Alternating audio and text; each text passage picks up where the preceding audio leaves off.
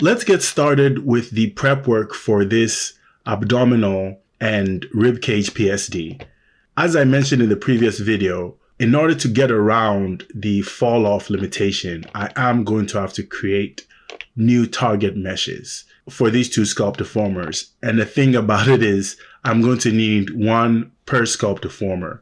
So knowing that this is how I'm going to have to deal with future sculpt deformers, I'm going to be a lot more reluctant to rely on sculpt deformers for too much. It's not like I have too much stuff in the sculpt deformers section anyway.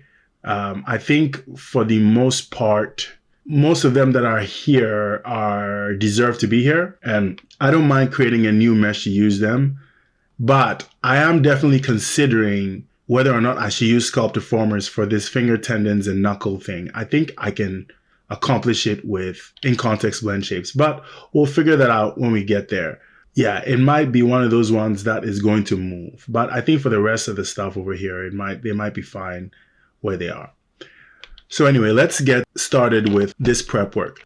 All right, so I'm going to make sure to create these duplicate targets from this mesh, just so I can be sure I have the correct mesh to create its target. You could also duplicate from that one, but I feel safer duplicating from this one. So I'm going to duplicate it and move it to the side. Now, I'm going to position it here because I have a plan about what I want to do visually, just so I don't have so many of these characters standing in line. I want to focus in on the region where I know the sculpt deformers are going to be used. So to do that, I'm going to hide most of this geometry before I duplicate it to create the copy that will be used for the other. So one is going to be for the abdominals and the other is going to be for the rib cage. So I'm going to go into my hypershade and see if I have a transparent material. It doesn't look like I have one. So I will create a simple transparent material with my Lambert shader. Or actually, let me see if the surface shader has a transparency. Yes, it does. That's a much more simpler shader. So I will just call this surface shader hide stuff. And then I'm going to come over here and just hide the parts of this mesh that I don't think are relevant to the sculpt deformer that is going to be impacting this mesh.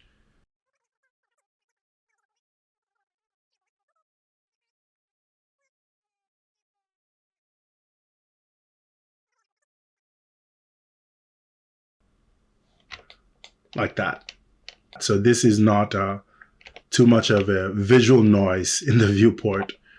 All right, so this is for one of them, and let me duplicate it again to create for the other one. And this way they can be fairly close to each other as I work on them.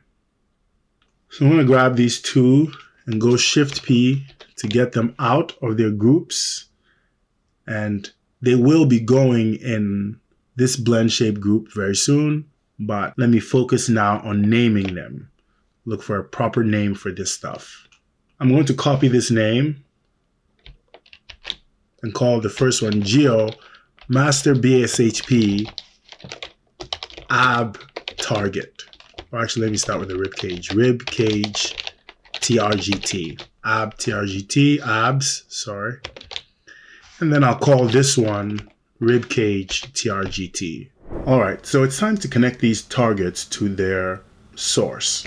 So I'm going to grab the first one, the ribcage, select my intermediary blend shape, go to Form, Blend Shape, call this BSHP Ribcage Mesh, go Apply. And even though we're going to do this one right after, we're going to focus on the ribcage first. I'm going to create this one too, so I'll create this one, call it Abs, go Apply. So now if I select this mesh, it should have those two nodes on it right there. All right, so the next thing I'm going to do is turn them on because they have to be a live connection, just like this intermediary blend shape. So I'm going to come over here and turn on their targets, set them to a full value of 1 for both of them. And just like I did before with this intermediary mesh, just to make sure these live connections are working, I'm going to grab some vertices here and I'm going to move them. And I suspect that right now the changes are not echoing to the intermediary mesh as they should because of my input order. So let me undo this and go into my input orders. Make sure these blend shapes are underneath these clusters. And try this again. I'll select these vertices and move them.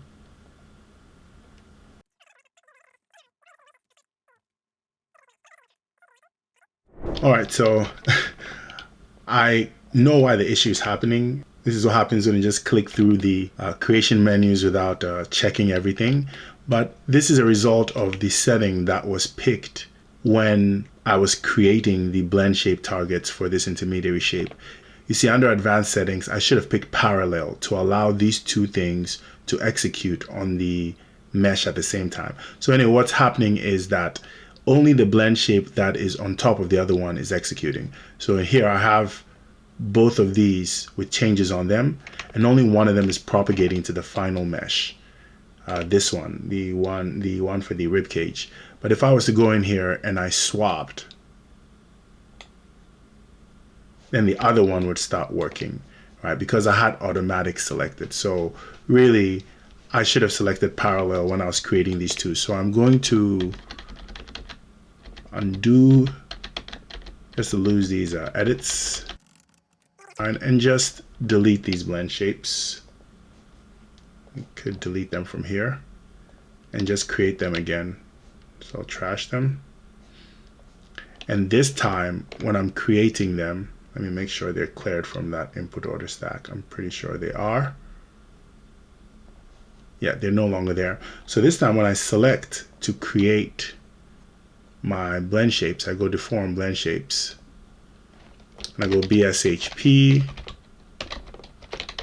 mesh. Actually, this is the ribcage mesh. I have to make sure I go under advanced, and here in the deformation order, I select parallel so it can run with the other one. So I'll go apply, and then I'll create the next one. Make sure it's called abs and apply. So the two blend shape nodes should now be there, and now I suspect I'm fine if I was to select this and move my vertices here, as long as my envelope is active. Both sides should be affected by what I'm doing, so I just activated that. Yeah, so now both of them are working. Both of them are impacting the mesh and echoing to the final mesh. So yeah, make sure you pick parallel if you're going to do something like this. Let me undo these changes. Turn these back on because these are always supposed to be live. So these targets are always going to be on. All right, so the connection has been established and we can start doing this work. All right, so now that we've gotten this to work, let's take a look at our sculpt deformer meshes. So I imported them into the scene from ZBrush. I have my abs sculpt deformer, and I have my rib cage right there. I might have to move them around to start initially, and I might even have to scale some of them down. But right now, the thing to focus on is to move them into position. So I'm going to grab my rib cage, and I can start moving it right now, but when I get it to position, I'll just enter in the translation value that I used to move this mesh, just so I can make sure that the rib cage is in the center of the mesh. So I'm going to copy this value because that mesh was moved from 0 to, so that ensures that it's right in position. And I'll do the same with the abs. I'll move it, grab this transform value and stick it in there for the abs. All right, so it's now right in the center. All right, so now that they're in position, in the next lesson, I will focus on connecting them so we can see what these things look like. We need to finally see how they're imprinting and do the necessary troubleshooting. See you in the next lesson where I hook this stuff up.